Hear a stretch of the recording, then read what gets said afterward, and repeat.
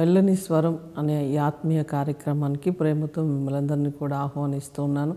దేవుని బిడ్డలారా, ఈరోజు ఉదయం లేచారా? బైబిల్ చదివారా? దేవునితో మాట్లాడుతున్నారా? దేవుని మెల్లని స్వరం వినడానికి సిద్ధపడుతూ ఉన్నారా? దేవుడు అనేక రకాలుగా మనల్ని ఆదుకోవడానికి ఆయన యొక్క శక్తి కొలది దేవుడు మన పట్ల కార్యములు చేస్తున్నాడు. ఆయన బలమైన కార్యములు చేస్తున్నాడు.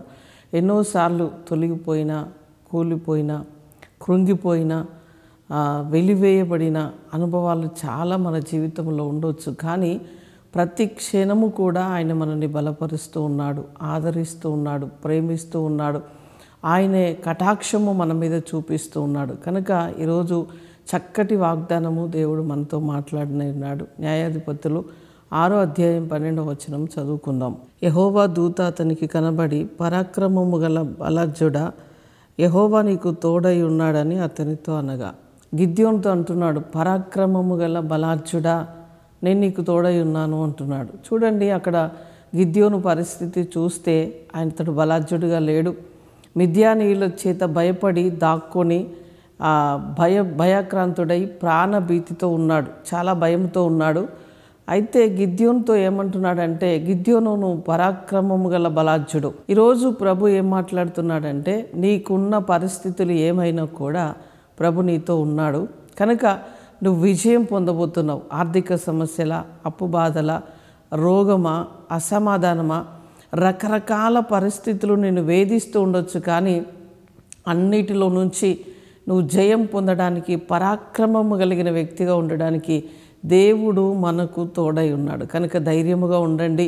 ఈరోజు వరకు ఏ విషయంలో ధైర్యం చెడ్డావో, ఏ విషయంలో భయపడ్డావో, బాధపడ్డావో, వేదనను అనుభవించావో అవన్నీ పక్కన పెట్టి, నాకు దేవుడు తోడై ఉన్నాడు, ఈరోజు నాకు విజయం ఇవ్వబోతున్నాడు, ఏ శత్రువైనా నీకు విరోధముగా రూపింపబడిన ఆయుధము కూడా వర్ధిల్లదు అని ప్రభు మాట్లాడుతున్నాడు. నీకు వ్యతిరేకమైన ఆలోచనలు, క్రియలు ఏవి కూడా పనిచేయకుండా ప్రభు యొక్క శక్తి నిన్ను తాకబోతున్నది.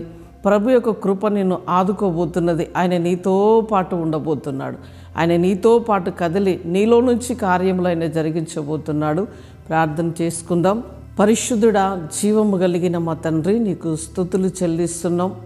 గిద్యోను ప్రభు ఎంతో బలహీనుడిగా, ప్రాణ భయముతో, మిద్యానీయులకు భయపడి ఉన్నప్పుడు తనతో మాట్లాడి ధైర్యపరిచిన దేవుడు, ఈరోజు నీ ప్రియులందరినీ కూడా ప్రభా, ఏ భయము చేత నీ బిడ్డలు ఉన్నారో తండ్రి, ఎటువంటి బాధ, వేదన అనుభవిస్తూ ఉన్నారో వీరందరికీ కూడా యేసు క్రీస్తు నామంలో విడుదల కలుగునుగాక. వారి ఎదుట ఉన్న ఎటువంటి మిద్యానీయులైనా కూడా యేసు నామంలో దూరపరచబడుదురుగాక అని ప్రార్థిస్తున్నాం. తండ్రి, నీ బిడ్డలకు ఆరోగ్యమునివ్వండి, క్షేమాన్నివ్వండి, సమాధానమునివ్వండి, ఐశ్వర్యమునివ్వండి, ఘనతనివ్వండి.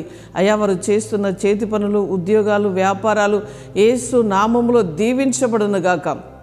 చదువుకుంటున్న బిడ్డలు మంచి మార్కులు ప్రభా, మంచి జ్ఞానముతో నింపబడినట్లుగా కృప చూపించండి. ఈరోజు పెళ్లి రోజు, పుట్టినరోజు జరుపుకుంటున్న బిడ్డలకు శుభము పలుకుతున్నాం ప్రభా. ఈ సంవత్సరం అంతా వారికి దయా కిరీటముగా అనుగ్రహించండి. నీ మేలులన్నీ నీ బిడ్డలు అనుభవించి కృపలోనికి నడిపించండి. మంచి సాక్ష్యము కలిగి ఉండటకు సహాయము చేయండి. ఎవరెవరు అనారోగ్యముతో ఉన్నారో ప్రభా, వారందరికీ నీ గాయపడిన హస్తం ద్వారా స్వస్థపరచండి ప్రభా. ఎవరు ప్రభా ఎటువంటి రోగముతో ఉన్నా కూడా యేసు క్రీస్తు నామములో ప్రభా, మీరు పొందిన దెబ్బల చేత మాకు స్వస్థత కనుక హాస్పిటల్లో ఉన్నారా, వెంటిలేషన్లో ఉన్నారా, మూలుగుతున్నారా, ఏ పరిస్థితిలో ఉన్నా కూడా ప్రభా, ఇప్పుడే వారికి స్వస్థత యేసు నామములో ప్రకటిస్తున్నాం. అద్భుతాలు చేయమని, గొప్ప కార్యములు నీ కృపలో జరిగించండి ఈరోజు ప్రభా, ఇదిగో చూస్తున్న ప్రతి బిడ్డ మీద నీ యొక్క కృప విడుదల చేస్తున్నాం. అద్భుతాలు, గొప్ప కార్యములను జరిగించినందుకు నీకు స్తుతి, మహిమ చెల్లిస్తూ యేసు నామంలో అడుగుచున్నాము తండ్రి. Amen, amen. God bless you.